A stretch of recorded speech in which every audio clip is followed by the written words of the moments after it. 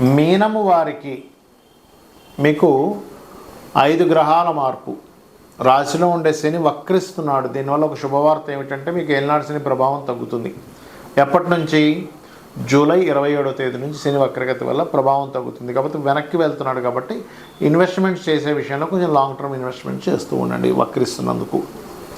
ఇక ఇక్కడ తండ్రి గారి ఆస్తి విషయంలో కూడా కొంత జాగ్రత్తగా ఉండాలి. అయితే మిగతా గ్రహాలు ఏమేమి మారుతున్నాయని చెప్పి చూసుకున్నట్లయితే సప్తమంలోకి నీచబడ్డటువంటి శుక్రుడు వస్తున్నాడు. సప్తమంలోకి ఆగస్టు 2వ తేదీ నుంచి, ఆగస్టు 15వ తేదీ నుంచి 6లోకి రవి మారుతున్నాడు. ఆగస్టు 5వ తేదీ నుంచి 15వ తేదీ వరకు 3 గ్రహాలు, 3 శుభగ్రహాలు బుధ, రవి, గురు కలిసి ఉంటారు 5లో.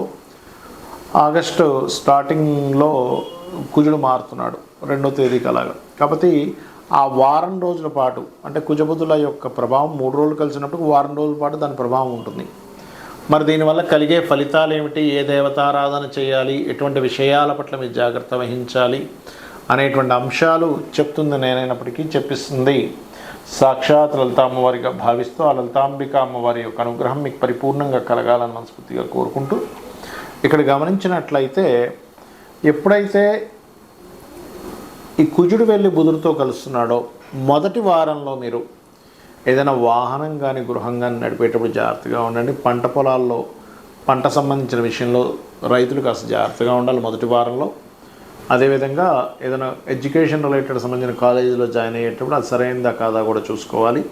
గృహము వాహనం తీసుకునేటువంటి విషయాల పట్ల కూడా కాస్త జాగ్రత్తగా ఉండండి. మీ పేరు మీద కానీ మీ జీవిత భాగస్వామి పేరు మీద కానీ, మరియు మీ జీవిత భాగస్వామి కూడా కాస్త ఉద్యోగం విషయంలో కొంత మార్పులు చూపిస్తుంది. అక్కడ ఘర్షణ మార్పులు, స్ట్రెస్ చూపిస్తుంది.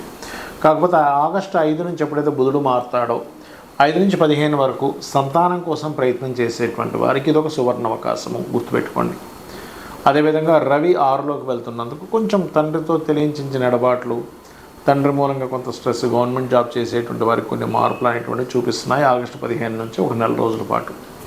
అయితే సప్తమంలో శుక్రుడు నీచపడుతున్నాడు కాబట్టి ఎట్టి పరిస్థితుల్లో ఆగస్టు 2 నుంచి 1 నెల రోజుల పాటు మీరు వివాహ సంబంధించిన విషయాలకు దూరంగా ఉండడం మంచిది. ఎందుకంటే సప్తమంలో శుక్రుడు ఉన్నాడు, రాశిలో శని వక్రిస్తున్నాడు. అంటే కర్మకారకుడు వివాహకారకుడితో వక్రిస్తున్నాడు. కాబట్టి ఏంటి, ఆ యొక్క స్థితి వద్దు లేదా వెనక్కి వెళ్ళిపోవడము, కొన్ని సంబంధాలు చూడడం, వద్దులే అనుకోవడం, అలాంటివి కొన్ని జరుగుతూ ఉంటాయి. కాబట్టి ఈ సమయంలో వివాహ నిర్ణయాలు తీసుకోవడం కరెక్ట్ కాదు, వివాహం చేసుకోవడం కరెక్ట్ కాదు. జీవిత భాగస్వామి ఆరోగ్యం కూడా కాస్త జాగ్రత్తగా ఉండాలి. లేదంటే ఆల్రెడీ సెట్ అయిపోయింది, ఇప్పుడు ఏం చేయాలంటే ఓం కామేశబద్ధ మాంగళ్య సూత్ర శోభిత కందరాయ నమః అనేది చేసుకోండి. వివాహం కానటువంటి వారు, వివాహం అయ్యి కొంత ఇబ్బంది పడుతున్నామండి అని అనుకునేటువంటి వారు అందులో ఓం శివకామేశ్వరాంకస్త శివా స్వాధీన వల్లభాయ నమః అనే మంత్రం చేయండి. మరియు జీవిత భాగస్వామి హెల్త్ కనుక బాగున్నట్లయితే ఓం సర్వవ్యాధి ప్రశమని సర్వమృత్యు నివారిణి అగ్రగణ్య అచింత్య రూప కలకల్మషనాశిని నమః చేసుకోండి. అన్ని విధాలు బాగుంటుంది. అయితే ఇక్కడ ఎప్పుడు కూడా గుర్తుపెట్టుకోండి, మీ జన్మజాతకంలో ఉండేటువంటి గ్రహాలు ఏవైతే ఉంటాయో అవి ప్రధానంగా పనిచేస్తుంటాయి. మరి గోచారంలో ఉండే గ్రహాల గురించి మనం చెప్పుకుంటున్నాం కదా. మీరు ఇప్పుడు 5 గ్రహాలు మారుతున్నాయి కాబట్టి అందులో శని వక్రగస్తున్నాడు అని చెప్పుకున్నారు కదా. అంటే దీన్ని కాలము అంటారు. అంటే కాలంలో ఎలా ఉంది, ఇప్పుడు మీరు ఒక ప్రోడక్ట్ తీస్తున్నారు, ఆ ప్రోడక్ట్కి ఇప్పుడు డిమాండ్ ఉందా లేదా, ఆ ప్రోడక్ట్ మన మార్కెట్లో ఉన్న ప్రోడక్ట్ కంటే ఇది బాగుందా లేదా అనేటువంటి దాన్ని ఎన్నో ఆలోచనలు చేసి ఒక ప్రోడక్ట్ తీస్తారు, అవునా కదా. అలాగే మనం ఏంటంటే ప్రధానంగా గుర్తుపెట్టుకోవాల్సిన అంశం ఏంటంటే, మీ జన్మజాతకంలో ఒక యోగం నడుస్తుంది. ఆ యోగానికి తగ్గట్టుగా అంటే ఇప్పుడు ప్రాపర్టీ కొనుక్కునే యోగం నడుస్తుంది అనుకోండి. మనం మేషం వారికి చెప్పుకున్నాం ఈ 10 రోజులు చాలా బాగుంది ప్రాపర్టీ కొనుక్కోవడానికి అనేది. అప్పుడు ఆ యోగానికి కలిసినప్పుడు, ఆ కాలం కూడా కలిసినప్పుడు ఇంకా బాగుంటుంది. అంటే ఎలా అంటే ఇప్పుడు స్కూల్స్ స్టార్ట్ అయ్యే ముందు ఒక 3 నెలల ముందు బ్యాగులు అమ్ముకునేవాడు, స్కూల్ డ్రెస్సులు అమ్ముకునేవారు, లేకపోతే సాక్సులు అమ్ముకునేవారు, షూలు అమ్ముకునేవాళ్ళకి బాగా సేల్స్ ఉంటుంది. కానీ స్కూల్ స్టార్ట్ అయిపోయిన తర్వాత ఒక నెల రోజుల తర్వాత ఎప్పుడో నువ్వు స్కూల్ డ్రెస్సులు అమ్ముతా అన్నా, బ్యాగులు అమ్ముతాను ఎవడు కొనే నాదులు తగ్గిపోతారు. ఎందుకు? అయిపోయింది, కొనాల్సిన టైం అయిపోయింది. అలాగే గోచారం అనేటువంటిది ఏంటంటే ఎప్పుడు కూడా కాలంలో జరిగేటువంటి ఫలితాలు. మనం లాస్ట్ టైం చెప్పుకున్నాం 3-4 నెలల క్రితం, శుక్రుడి యొక్క గతిని బట్టి ఏమంటే ఇప్పుడు శుక్రుడు ఇలా ఉన్నాడు, తర్వాత ఇక్కడికి వెళ్తాడు, మళ్ళీ సింహరాశిలో శుక్రుడు కేతుతో కలిసినప్పుడు స్త్రీల మీద అఘాయిత్యాలు జరుగుతాయని చెప్పుకున్నాం, గుర్తే ఉండుంటుంది మీకు. అదే రకంగా మీరు కనుక చూసినట్లయితే పాపం ఒక 13 ఏళ్ళ అమ్మాయి మీద 30 మంది రేప్ కేసు చేయడం అనేటువంటిది మనం చూసాం. ఎందుకు ఇవన్నీ ఎందుకు చెప్పుకుంటామంటే గోచారంలో జరిగేటువంటి ఫలితాలకి ఇటువంటివి ఉంటాయి అనేటువంటి చెప్పడం జరిగింది. అయితే ఇక్కడ మరొక విషయం ఏంటంటే ఇక్కడ గమనించినట్లయితే ఎప్పుడు కూడా గోచారంలో ఒక గ్రహం మారుతుంది అంటే ఇప్పుడు మనం 5 గ్రహాలు ఈ యొక్క మార్పుల గురించి మనం చెప్పుకున్నాం. అందులో మేషం వారికి ఏలినాటి శని తగ్గుతుందని చెప్పుకున్నాము.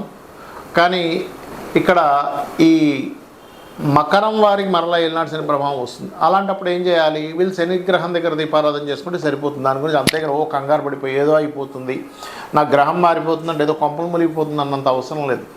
కాలంలో ఎలా అయితే కాలం మారుతుందో, ఎండాకాలం, వర్షాకాలం, చలికాలం ఎలా అయితే కాలాలు మారుతాయో, గ్రహాల మార్పుల వల్ల వాళ్ళ తత్వాల్లోని, వాళ్ళ జీవన విధానాల్లోని, వాళ్ళ యొక్క ఆలోచన విధానంలోని వాళ్ళకు ఉండేటువంటి స్థితిగతుల్లో కొన్ని మార్పులు వస్తాయి. అయితే ఎటువంటి మార్పులు ఉన్నా కూడా ఆ గ్రహానికి సంబంధించినటువంటిది మీరు కనుక చేసుకోగలిగితే, ఇప్పుడు మనం మొత్తం 5 గ్రహాల గురించి మాట్లాడుకున్నాం కదా. సో శని గ్రహం దగ్గర శని ఎప్పుడు మారుతున్నాడు మనకి అంటే 27 జూలై నుంచి వక్రిస్తున్నాడు. కాబట్టి 27 జూలై నుంచి కాస్త ముఖ్యంగా శని భగవానుడి దగ్గర దీపారాధన చేసినట్లయితే దాని ప్రభావం మనకి ఉండదు, గుర్తుపెట్టుకోండి. అలాగే గోవుకి కాస్త బెల్లం తినిపిస్తూ ఉన్నట్లయితే, కుక్కలకి, నల్ల కుక్కలకి కానీ లేకపోతే కుక్కలకి కానీ ఏదైనా ఫుడ్ వేస్తుంటే కూడా కుజ ప్రభావం తగ్గుతుంది. శనికేమో గోవులకు బెల్లం తినిపించాలి, కుజుడి యొక్క ప్రభావం తగ్గాలంటే డాగ్స్కి మీరు ఏదైనా ఫుడ్, స్ట్రీట్ డాగ్స్ ఉంటుంటాయి పాపం, వాటికి ఫుడ్ ఉండదు సరిగా, వాటికి ఏదైనా తినిపించడం, లేదా కొన్ని ఉంటాయి. ఇప్పుడు ఎట్లాగంటే కొన్ని సంస్థలు ఉంటాయి, వాటిని కుక్కలు పెంచుతుంటారు ప్రత్యేకంగా. అలాంటి సంస్థలకు వెళ్ళి చేయండి పోనీ. ఎందుకంటే ఇవాళ రేపు వీధి కుక్కలను పెంచుతుంటే కూడా ఏమైపోతుందంటే పాపం అది వెళ్ళే వాళ్ళని కరుస్తుంది, అలాంటివి ఎంకరేజ్ చేయకుండా అనేటువంటిది కూడా వస్తున్నాయి ఇవాళ రేపు మనం చూస్తున్నట్లయితే. కనీసం అలాగనే చేయండి. అదేవిధంగా బుధుడు కూడా మారుతున్నాడు. కానీ బుధుడు మారడం వల్ల ఎక్కడ కూడా ఎఫెక్ట్ లేదు మీకు. ఎందుకు లేదు అంటే బుధుడు వెళ్ళి శుభగ్రహాలతో కలుస్తున్నాడు కాబట్టి దాని గురించి పెద్దగా రెమెడీ ఏం అక్కర్లేదు. కానీ శుక్రుడు వల్ల మాత్రం రెమెడీ చేసుకోవాలి. ఎందుకు? శుక్రుడు నీచ స్థానంలోకి వెళ్తున్నాడు కాబట్టి మొన్న జరిగిన ఇన్సిడెంట్ ఏదైతే పాప ఇన్సిడెంట్ ఉందో అలాంటిది దాదాపుగా ఇంకో 2 నెలల వరకు ఉంది దాని ప్రభావం. ఇంకొక 2 months ఉందండి. కాబట్టి ఇంకొక 2 నెలల వరకు మీ ఇంట్లో ఎవరైనా అమ్మాయిలు ఉన్నట్లయితే బాగా ఎంగేజ్, టీనేజ్లో ఉండేటువంటి పిల్లల విషయంలో దగ్గరుండి స్కూల్కి తీసుకురావడం కానీ, కాలేజీ తీసుకురావడం కానీ చేయండి. కానీ ఒంటరిగా నిర్మానుష్యమైనటువంటి ప్రదేశాల్లోని వాళ్ళని రమణమండ ఇట్లాంటివి ఏమి చేయకండి దయచేసి. ఎందుకంటే ఇప్పుడు గ్రహస్థితులు ఈ రకంగా ఉన్నాయి, గుర్తుపెట్టుకోండి. ఇక 3వ విషయం ఏమిటి అని చెప్పి చూసుకున్నట్లయితే ఇక్కడ రవి మారుతున్నాడు. రవి మార్పు వల్ల రవి ఓన్ హౌస్లోకి వెళ్తున్నాడు, కేతుతో కలుస్తున్నాడు. కాబట్టి ఇక్కడ ఏం చేయాలి? గవర్నమెంట్ కాంట్రాక్ట్స్ చేసేటువంటి వారు, ఎందుకంటే రవి గవర్నమెంట్ కారకుడు, ఉపాసనా మార్గాల్లో ఉండేటువంటి వారు. అందుకే సూర్యభగవాను చూస్తూ ప్రత్యక్ష నారాయణ అంటూ ఉంటాం. అలాంటి వారికి ఉపాసన సంబంధించిన వాటికి మంచిదే. కానీ గవర్నమెంట్ కాంట్రాక్ట్ చేసేటువంటి వారు కొన్నిసార్లు గవర్నమెంట్ రిలేటెడ్ వాటి మూలంగా ఇరుక్కుంటూ ఉంటారు. అందుకని ఏం చేయాలి? కేతుగ్రహం దగ్గర, రవిగ్రహం దగ్గర దీపారాధన చేయాలి. రవికేతు గ్రహాల దగ్గర దీపారాధన ఏమో మీరు ఆగస్టు 15 నుంచి రెగ్యులర్గా చేస్తూ ఉండండి. గోధుమలు దానంగా ఇవ్వచ్చు. అయితే ఇక్కడ ఏంటంటే ఒక్కొక్క గ్రహంకి ఒక్కొక్క కారకత్వం ఉంటుంది. మీ జన్మజాతకంలో ఉండేటువంటి గ్రహాలని గోచార గ్రహాలు యాక్టివ్ ఆర్ డియాక్టివ్ చేస్తూ ఉంటాయి. ఒక్కొక్కసారి అది కంప్లీట్ 0 అయిపోయే స్టేజ్కి వస్తుంది, ఒక్కొక్కసారి బాగా ఓవర్ యాక్టివ్ అయ్యే స్టేజ్ వస్తుంది.